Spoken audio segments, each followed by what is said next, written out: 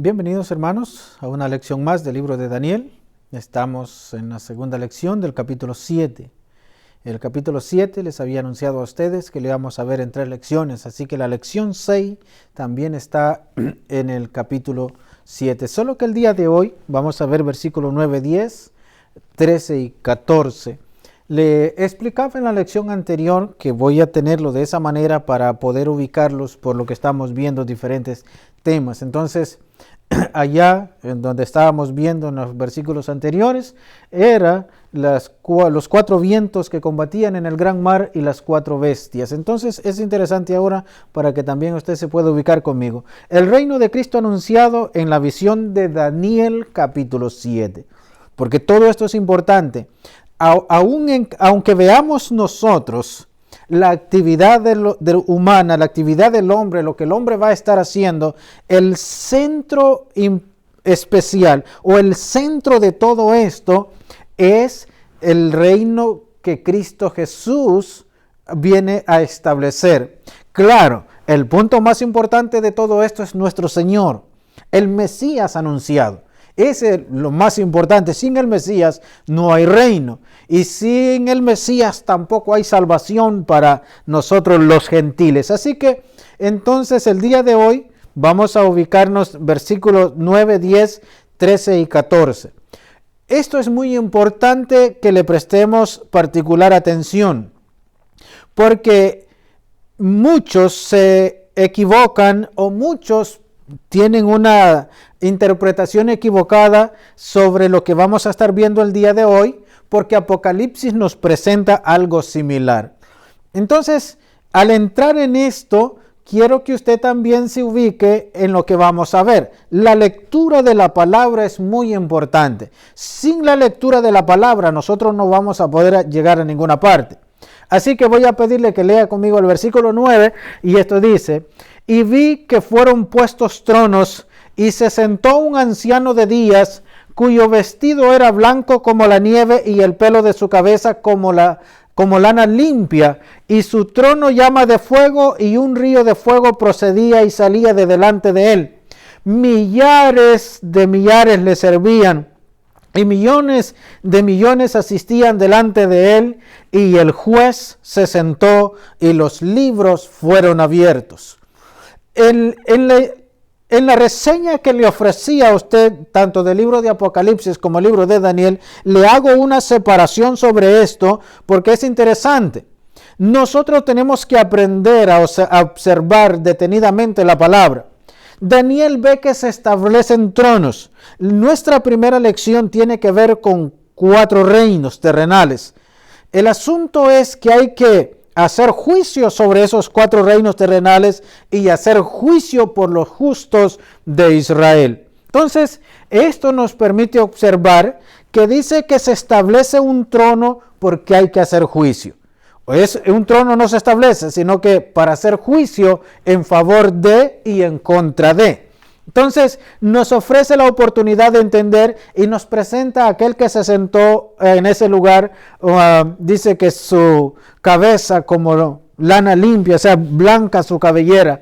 Hablando pues de nuestro Dios, de aquel que hace justicia, de aquel que en la lección, en el capítulo 4 de Daniel, nos presentó en la lección 4 también, a juicio sobre Nabucodonosor, el Dios del cielo. El Dios del cielo es el único que hace juicio justo. Y sobre esto nos dice, y el juez justo se sentó y los libros fueron abiertos. ¿Por qué era necesario abrir libros? ¿Cuál es la razón de esto? Apocalipsis nos presenta algo similar, pero hay que tener mucho cuidado. Porque el juicio que se va a hacer aquí no es el juicio final como muchos piensan, que Daniel alcanzó a ver hasta el juicio final. No, hay que entender las cosas que Dios está revelando. Dios le entregó a Daniel el calendario de la actividad de él para el futuro. ¿Cuál futuro? El futuro inmediato de la nación de Israel. Esto es muy importante entenderlo. Este trono se establece para hacer juicio para la nación de Israel y aquellos 4 reinos. Entonces nos presenta Daniel un dato muy interesante para que lo comprendamos también en nuestro tiempo. Dice Daniel capítulo 12 versículo 1 y Mateo capítulo 4 versículo 21. Esto es muy interesante porque el mismo Señor Jesús, quien es el que nos habla en Mateo, habló sobre cosas que Daniel había dicho. Entonces, ¿qué hace en estos dos versículos? Capítulo 12, versículo 1. Y será tiempo de angustia, cual nunca fue, desde que hubo gente en la tierra hasta entonces.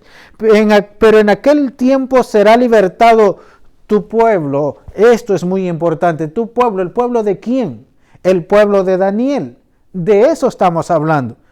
No estamos hablando de otro, el pueblo de Daniel. Dice, pero en aquel tiempo, ¿cuál tiempo? El tiempo de la llegada de Cristo. Será libertado tu pueblo, todos los que se hayan inscritos en el libro. Entonces, cuando observamos esta parte, debemos de conectarlo al trono que se estableció. Cuando el trono se establece, entonces nos ubica de qué nos está mencionando. Es específico. Tu pueblo, no podemos nosotros interpretarlo a que se refiere a nuestro tiempo, porque nosotros no somos el pueblo de Daniel. El pueblo de Daniel es la nación judía y el pueblo del cual Daniel desciende. Entonces se va a hacer juicio sobre los hijos de Israel, sobre el pueblo de Daniel. Cuando se va a hacer juicio sobre el pueblo de Daniel, entonces es interesante ubicarnos. El apóstol Pablo en Romanos, desde el capítulo 9 hasta el capítulo 11, versículo 36, hace referencia a ciertas cosas que habían sido anunciadas por los profetas en el Antiguo Testamento. Mucho cuidado, porque lo que Pablo está haciendo no es anunciando cosas para el futuro inmediato después de ahí. Está volviendo al pasado para contarnos ciertas cosas que habían acontecido a la nación de Israel. Pablo está hablando de la incredulidad de los judíos y lo creyente que eran los gentiles. Entonces, de dos pueblos. Pero ahí mismo él hace referencia en esto. Si usted lo quiere considerar, lo puede hacer. Son del capítulo 9 al capítulo 11. Entonces, esto es muy importante. No está hablando para el futuro, está hablando de allá atrás para que se cumpliera en el tiempo de Cristo Jesús. Entonces dice el apóstol Pablo, Oseas dice, pues va a ver lo que Oseas mencionó. Isaías clama. También nos menciona de dos profetas muy importantes del Antiguo Testamento, incluso que estos profetas son antes de Daniel, pero que desde allá Dios había anunciado. ¿Qué dice en estos textos? Dice que si Dios no se hubiese reservado un remanente, hubiésemos llegado a ser como Sodoma y Gomorra. Entonces Pablo dice, Dios se reservó un remanente. Ese remanente que Dios se reservó es lo que usted y yo vimos en la primera lección. En la primera lección hay un texto que Jeremías escribe en el capítulo 25 de Jeremías, y también en la introducción hay un texto que Ezequiel dice. Jeremías es el profeta en turno cuando Daniel es llevado a Babilonia. Ezequiel es contemporáneo de ellos. Isaías está antes. Entonces quiero ubicarlo más o menos en esos lugares. Jeremías, Isaías y Daniel son contemporáneos relativamente.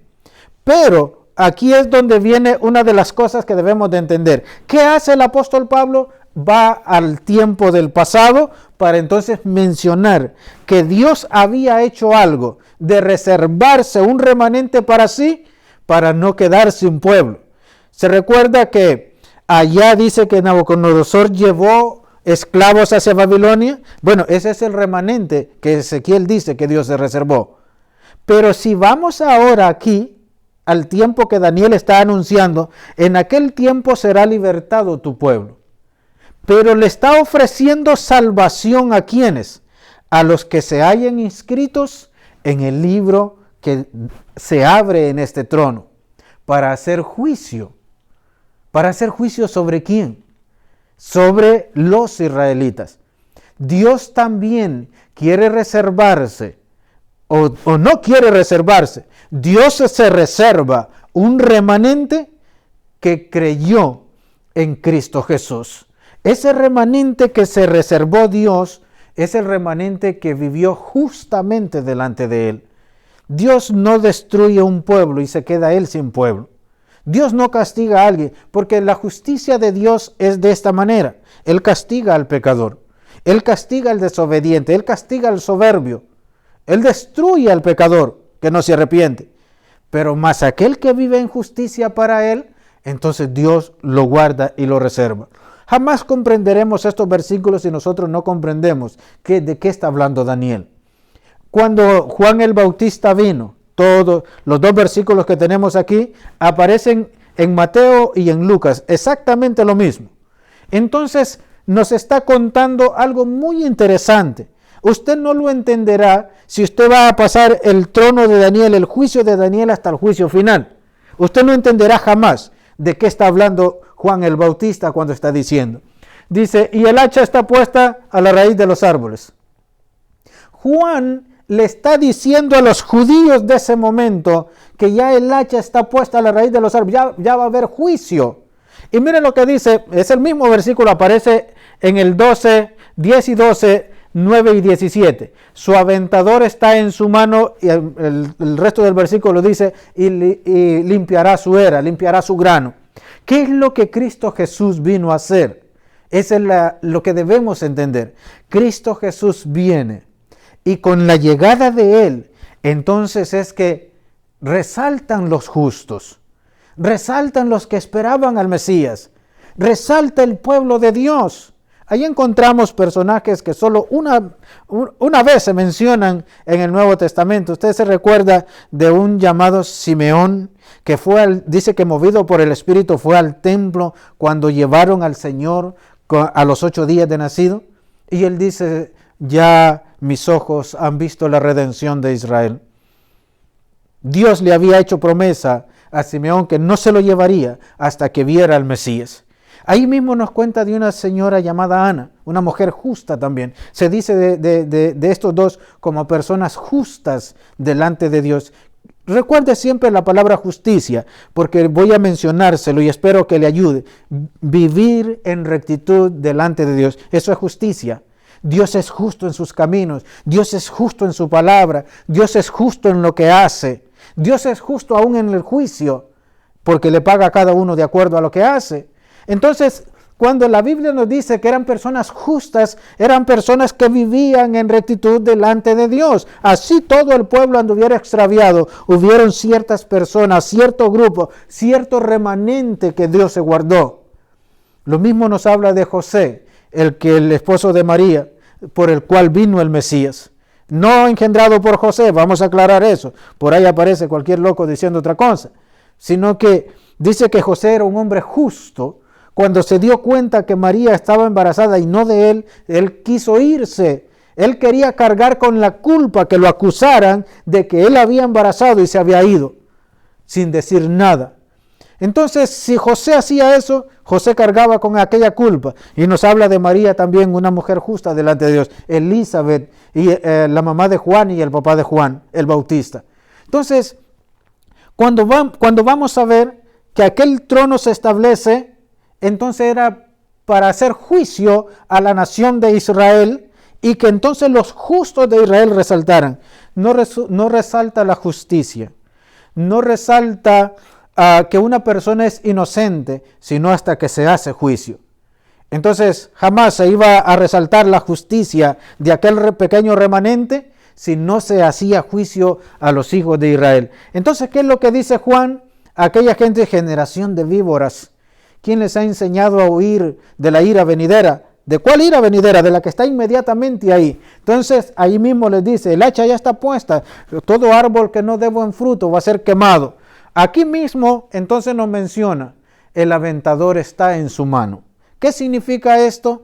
Que cuando en el campo, en los tiempos pasados, se iba a limpiar lo que era el grano, el frijol, el arroz o diferentes granos que se quisiera limpiar. Me recuerdo en el caso mío de mis abuelos o padres todavía, que ellos, cuando había viento después de haber desgranado maíz o frijoles, entonces lo tiraban hacia arriba, tendían una lona y caía el grano, pero la paja se iba.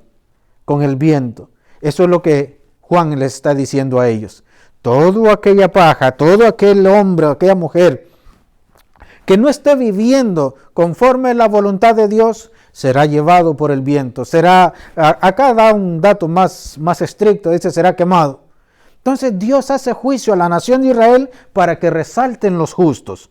Por eso es que Romanos capítulo 9 al capítulo 11 es muy importantísimo darle una interpretación correcta, porque hoy en día los evangélicos o muchas personas, teólogos modernos, le dan una interpretación errónea, porque ellos no comprenden el libro de Daniel. Al no comprenderlo, entonces se inventan cualquier cosa y ellos lo predican y lo gritan por todas partes, y hay mucha gente que pues a veces no le gusta ni leer la Biblia, pero sí creer lo que otro le está diciendo. Entonces, ¿qué nos está diciendo Juan el Bautista aquí? Ya el hacha está puesta a la raíz de los judíos y también su aventador. ¿Con quién viene esto? Con Cristo Jesús. Entonces, esto es lo importante cuando comprendemos lo que Dios nos está hablando. Volvemos otra vez, entonces, ahora al trono que se establece, porque esto va progresivamente de acuerdo a lo que Daniel nos está contando. Ahora el versículo 13. Mire lo que dice el versículo 13. Miraba yo en la visión de noche. Daniel está teniendo una visión. Y he aquí con las nubes del cielo venía uno como hijo de hombre, que es este de aquí. Ahora vamos a observar por qué viene. Si los primeros versículos nos hablan de que se establece un trono y se abren los libros y le están diciendo a Daniel, en aquel tiempo será libertado tu pueblo. ¿Cuál tiempo? El tiempo de la llegada del Mesías. Todo aquel que estaba inscrito en el libro dice que fue libertado, mas no el que estaba en desobediencia. Entonces mire lo que ahora pasa. Dice, con las nubes del cielo venía uno como hijo de hombre, que vino hasta el anciano de días, se presentó delante de él y le hicieron acercarse delante de él, y le fue dado dominio, gloria y reino. Pilas con esto, porque esto debe de interpretarse de la manera que nos está explicando Daniel. Para que todos los pueblos, naciones y lenguas le sirvieran. Su dominio es dominio eterno, que nunca pasará, y su reino no será destruido. Este reino, esta piedra no cortada con mano, que vio Nabucodonosor en la estatua que se soñó. Entonces, por eso es muy importante que observemos, ¿quién es el que viene a establecer este reino? Es Cristo Jesús. Entonces, en la visión que Daniel recibe, ve a uno como hijo de hombre que se le ordena que se acerque al trono, y cuando se acerca al trono dice que le fue dado dominio, gloria y reino. 2 o 3 cosas muy importantes. No se puede tener dominio, ni se puede tener gloria si no se tiene un reino. Entonces, cuando la Biblia nos presenta que nosotros tenemos un rey, ¿se acuerda en la reseña que le mencionaba? Ahora Cristo Jesús es presentado como el Rey de Reyes, el principio y el fin, el Alfa y la Omega, el Todopoderoso. ¿Por qué? Porque ya Apocalipsis está describiéndonos lo que Cristo es después de su sacrificio. Daniel lo está viendo en visión hacia el futuro. Entonces se le fue dado dominio, gloria y reino a Cristo Jesús, para que todos los pueblos y naciones y lenguas le sirvieran. A medida nosotros encontramos en esto lo que Dios está tratando de anunciarnos o dándonos en su calendario las explicaciones de esto, nos habla de estas cosas que están aquí, pero quiero aclararle algo: reino e iglesia. Porque son 2 términos muy importantes e interesantes, que aún en nuestro tiempo tenemos que darle el significado y la dirección correcta. Cuando Cristo Jesús le hablaba a los judíos le hablaba de un reino, porque es lo que Daniel había anunciado. El reino que se establecería. Se recuerda Juan cuando comienza a predicar, dice, arrepentíos porque el reino de los cielos se ha acercado. Y si va al inicio del ministerio del Señor Jesús, no comienza diferente. Arrepentíos porque el reino de los cielos se ha acercado. Y los discípulos le preguntan al Señor, ¿restaurarás el reino otra vez? Para los judíos el concepto reino es lo que tienen en la cabeza, no la palabra iglesia. El primero que utilizó la palabra iglesia es el mismo Señor Jesús. Si usted va a Mateo y él dice, edificaré mi iglesia. Él habla de una iglesia que va a establecer. Esa iglesia que se va a establecer es importante porque los griegos o los gentiles conocen ese concepto. Entonces, si los gentiles conocen el concepto iglesia, no lo conocen los judíos. Pero como este mensaje debía de llegar a ambos pueblos, porque nos está diciendo que le fue dado dominio, gloria y reino, y que todas las naciones y lenguas de la tierra le iban a servir, entonces es importante entender esto también.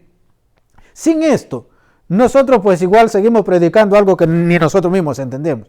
Pero quiero mencionárselo, quiero mostrárselo a usted. Quiero dárselo para que usted lo pueda tener en cuenta. ¿Qué nos está diciendo? Si a los judíos les está hablando de un reino, a nosotros los gentiles nos habla de una iglesia. Porque los griegos la conocían mejor. Entonces, si le predicaban a los judíos, el reino de Cristo es establecido, el reino que Daniel había anunciado. Aquella piedra no cortada con mano, que ahora Cristo dice, yo voy a edificar mi iglesia. Entonces, el concepto iglesia es importante. Los llamados a salir del mundo para vivir conforme a la voluntad de Cristo Jesús. Iglesia, no se le olvide, los llamados a salir del mundo para ahora pertenecer a Cristo Jesús. Pero resulta que el apóstol Pablo a los Colosenses en el capítulo 1, versículo 13 les dice que nosotros somos libertados de la potestad, del dominio de Satanás, de la oscuridad, y somos trasladados al reino de su amado Hijo. Entonces, los dos conceptos son importantes porque nos hablan a pueblos diferentes, pero que en realidad son uno solo. Si usted comprende eso, se le hará más fácil comprender muchas cosas que en la Biblia están. Entonces, iglesia para los gentiles, muy conocido, el concepto iglesia, reino para los judíos. Pero que en Cristo Jesús, esto es uno solo, donde somos llevados nosotros, los que hemos sido rescatados del poder de las tinieblas. Ahora nos va a poner a pensar Daniel, porque Daniel sigue hablándonos sobre estas cosas y nos dice de esto. Ya nos ha dicho lo que va a establecer. Después recibirán el reino los santos del Altísimo y poseerán el reino hasta el siglo eternamente y para siempre. Entonces aquel reino de Cristo Jesús establecido sobre la tierra, ¿después de cuándo? Eso es muy importante, porque por muchos que andan por ahí, que hablan del rapto, que hablan del milenio y que hablan de muchas otras cosas, ellos llevan esto después del Armagedón o antes del Armagedón, como ellos lo quieran explicar. Pero en realidad, después recibirán el reino los santos del Altísimo y poseerán el reino hasta el siglo eternamente y para siempre.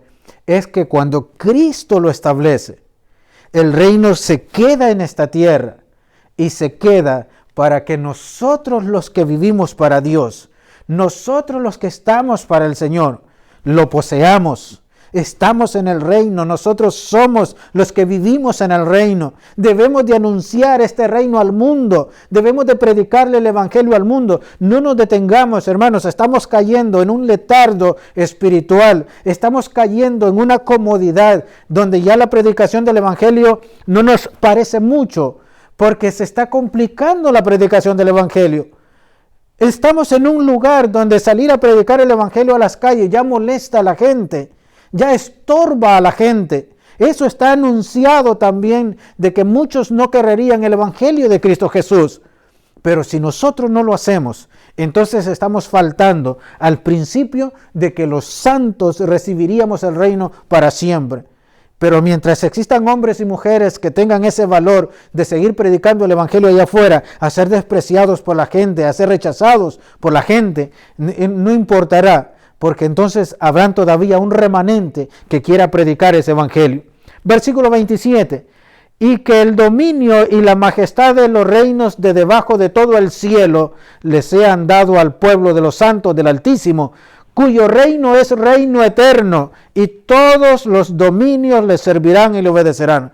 Mire el alcance y la potestad de este reino que nos es anunciado. Dice que toda la majestad de los reinos de debajo de la tierra le han sido dado al pueblo de los santos. No hay lugar en esta tierra donde nosotros no podamos llegar con el evangelio. Y no va a haber lugar donde nosotros no tengamos la potestad de predicar de este reino, no importa bajo el gobierno de quien sea. El evangelio necesita llegar a todas las partes del mundo. El evangelio de Cristo Jesús. Entonces dice que los santos del Altísimo tenemos esa potestad de llegar y anunciar el reino de Cristo en todas partes. Así que donde usted se encuentre, sea ese siervo de Dios, sea esa mujer de Dios que sigue predicando el evangelio de Cristo, porque usted no puede estar encerrada, el evangelio no puede estar callado, el evangelio debe de estar anunciándose al mundo por todos los medios, pero mucho más cuando vivimos nosotros para Dios. Cuando vivimos para aquel que nos compró por medio de la sangre de su Hijo. Ese reino que estamos viendo allá es el que Cristo establecería 550 años a un aproximado de lo que Daniel está viendo. Eso es lo que nos está diciendo. Eso es lo que nos está hablando sobre estas cosas. Y para terminar, quiero mostrarle algo a usted también que pueda observarlo conmigo en esta hora. Voy a hablarle de aquel reino que se estableció en Jerusalén, porque esa era la promesa y la profecía. No podía comenzar el reino en otra parte, sino en Jerusalén. Así lo dijo Isaías, así lo confirmó uno de los profetas menores también, que de Sión salió la ley y de Jerusalén la palabra de Dios.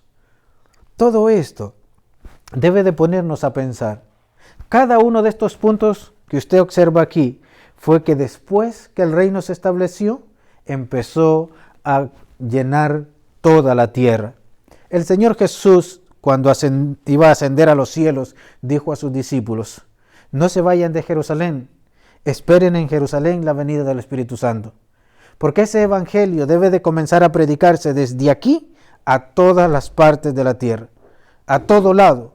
Entonces, esto es lo que nos permite observar ahora, que el reino comenzó en Jerusalén y debía de llegar y debía de llenar toda la tierra, África, Asia, Europa y todos los lugares posibles, porque era el mandamiento del Señor. Él le dijo a sus apóstoles, vayan y prediquen este evangelio a todas las naciones.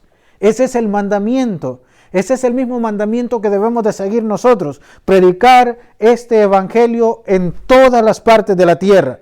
No debemos de detenernos, ese reino se nos ha sido entregado, ese reino lo poseemos nosotros, ese reino debe de continuar llegando a todas partes de este mundo, porque no es que vamos a destronar gobiernos, no es que vamos a hacer huelgas para destronar presidentes, a nosotros no somos enviados a eso. Nosotros somos enviados a anunciar el reino de Cristo Jesús, a quitarle almas al diablo y predicarles el evangelio para que vengan al reino de Cristo Jesús. Así que en esta hora vamos a quedarnos nosotros pensando de que todo este reino que está llegando a todas partes debe de seguir siendo predicado. Que el Señor me los bendiga y nos miramos en la próxima lección.